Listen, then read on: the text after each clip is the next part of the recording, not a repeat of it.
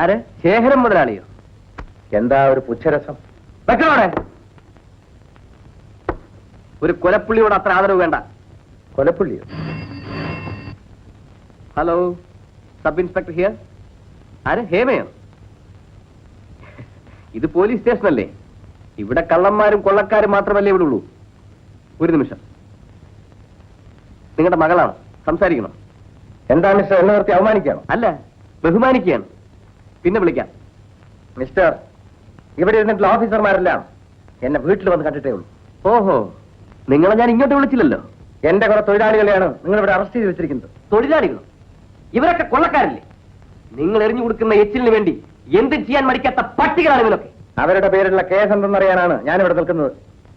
തൽക്കാലം അറസ്റ്റ് ചെയ്തത് ഒരാളെ ആക്രമിച്ചതെന്ന് മനസ്സിലാക്കിയാൽ മതി. ബെയിലുകളാണല്ലോ. അവർ ജാമ്യത്തിൽ ഇറക്കാനാണ് ഞാൻ വന്നത്. നിങ്ങളാരും ജാമ്യത്തിൽ ഇറക്കും? എടോ ഇൻസ്പെക്ടർ, ഒന്നിലധികം കൊലക്കുറ്റം ഉൾപ്പെടെ നിരവധി കേസിലെ പ്രധാന കണ്ണിയാണ് നിങ്ങൾ.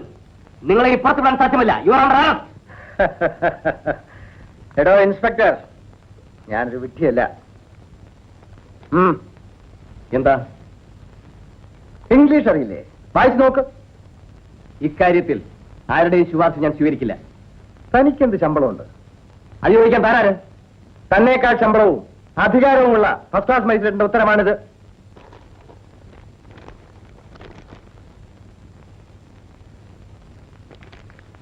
മുൻകൂർ ജാമ്യം. എന്താ, അറസ്റ്റ് ചെയ്യുന്നില്ലേ? തൽക്കാലം നിങ്ങൾ രക്ഷപ്പെട്ടിരിക്കുന്നു.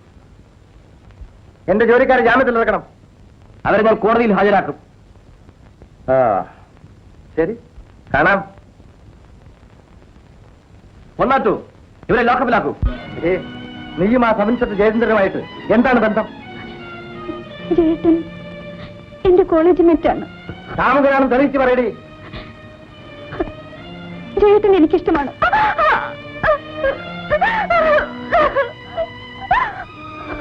രഘു, രഘു,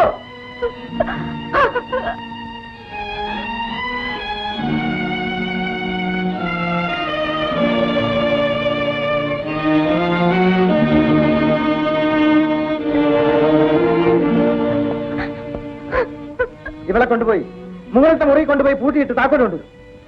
ഡാഡി, കൊണ്ടുപോ. ഡാഡി, അമ്മേ.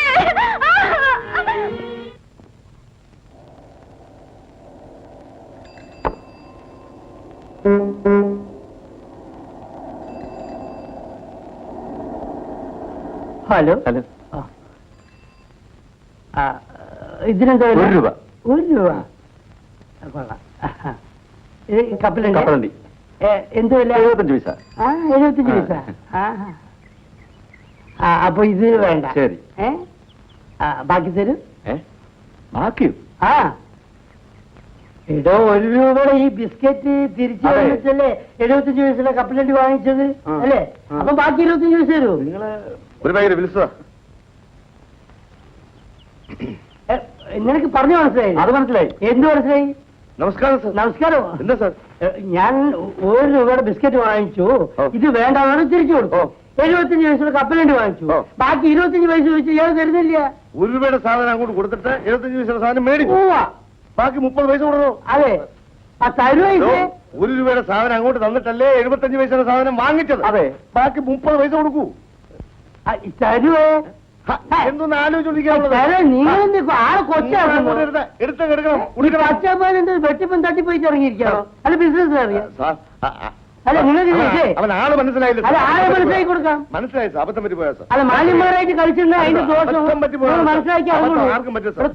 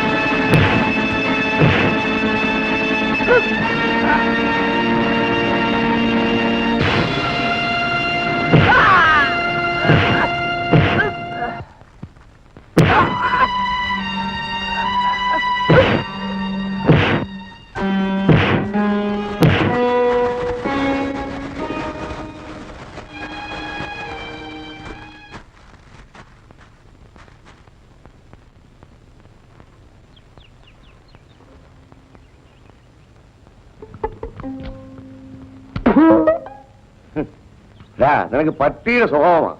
എന്ത് കിട്ടിയാലും ഒറ്റയ്ക്ക് തിന്നണം.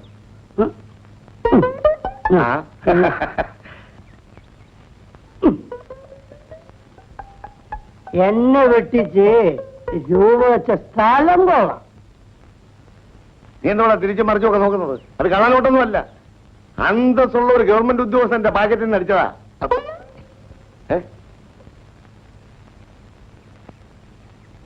ഡേയ്, നോട്ടിൽ എഴുതാതെ, നോട്ട് മാറൂല. എന്തുവാ?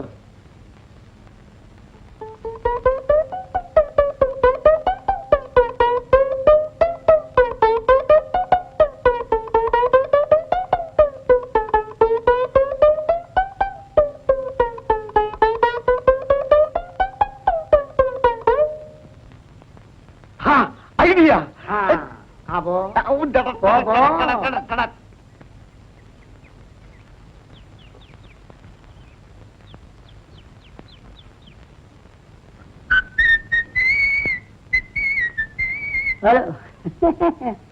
മാവോ, ബിസിനസ് ഒക്കെ എങ്ങനെ ഇരിക്കുന്നേ? തരക്കേടില്ലാതെ എങ്ങനെ നടന്നു പോകുന്നു. ഇതിനെന്ത് വില? അതിന് 2 രൂപ. കിലോനോ? കിലോനോ? ഒന്നിന്. ഒന്നിനോ? മുടിഞ്ഞ വില. ഒരു 3 എടുത്ത് പോയി ബാക്കി വലിയ വിലയുള്ള അമ്മാവാ. അമ്മാവാ കോമണകല്ലേ? ഇല്ലല്ലേ? എന്നാ ബാക്കിയാ അമ്മാവാ. എന്നാ അത് നോക്കില്ല. അതിനെന്താ വില? അപ്പുറത്ത് ഇതിനാ 5 രൂപ. പിന്നെ വരാം അമ്മാവ, ട്രെയിൻ കിട്ടില്ല.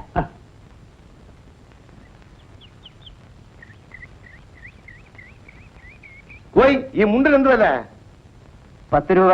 ഈ പന്ന മുണ്ടിന് 10 രൂപ. പന്ന കൊണ്ടല്ല, കൈത്തറിയാ. 10 ബാക്കി എടു. എന്താ പണം തന്നു? ഒരു 20 രൂപ കൊണ്ട് നുണ അറിയില്ലേ നീ? ഒരു 20 രൂപ തന്നില്ലെന്ന്. തൊട്ടില്ല. ബാക്കി വേണം. അറിയില്ലേ? എന്താ പ്രശ്നം? സാറന്മാരെ ഒരു 20 രൂപ നോട്ട് കൊടുത്തിട്ട് 10 രൂപയുടെ മുണ്ട് വാങ്ങിച്ചു. ബാക്കി വരുന്നില്ല. രൂപ തന്നില്ലെന്ന്. സാറേ, ഒരു 20 രൂപ നോട്ട് ഞാൻ കൊടുത്തു. ആ ബാഗിനകത്തുണ്ട്. ബാഗ് നോക്കാൻ പറയണം. ആ ബാഗ് നോക്കാൻ പറയണം. നോക്കണം. അതിനകത്ത് പീറ്റർ എന്റെ പേരാ എഴുതിയിട്ടുണ്ട്. നോക്കണം.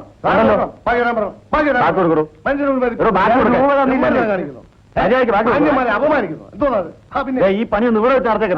പറ്റിച്ചു കൊണ്ടുപോകാൻ പരമദ്രോഹി.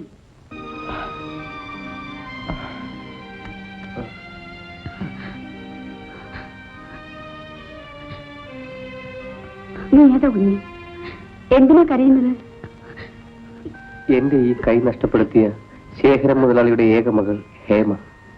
അപ്പോൾ ഇവൾ രഹസ്യം അറിയാൻ വന്നതാണ്. ഇവളെ വെറുതെ വിടരുത്. ചേച്ചി എന്നെ തെറ്റിദ്ധരിക്കരുത്.